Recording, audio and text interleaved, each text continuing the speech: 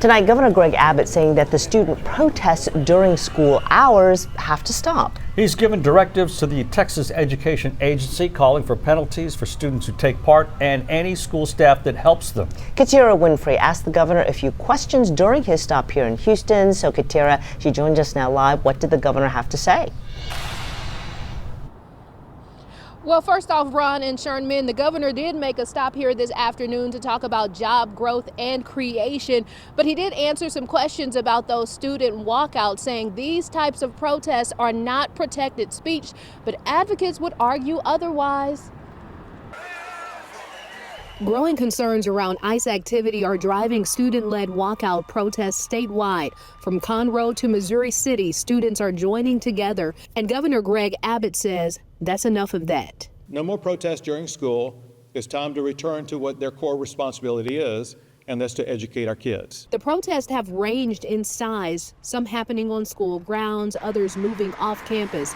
The governor is now issuing new directives to the Texas Education Agency on how to handle absences and walkouts, urging penalties for students and staff. Each person has to make their decision and also weigh out what their consequences are going to be. The advocacy group FIEL says student participation should be applauded. You need to cause trouble, good trouble, necessary trouble. And I think this is necessary trouble because the government is really troubling a lot of these young folks. The TEA is now cracking down on districts. Those in violation could face a loss of funding since districts are paid based on student attendance and students will be marked absent.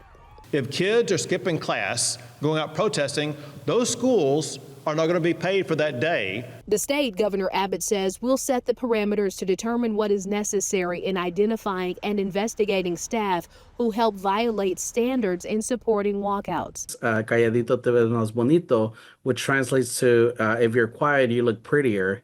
And there hasn't been a phrase that has been more detrimental to the Latino community. The governor is applauding districts and the state, saying his directives, it appears, are already being put in action. The reality, the law of free speech is more complex than that. You don't have freedom of speech to say and act any way you want to, anywhere you want to, anytime you want to.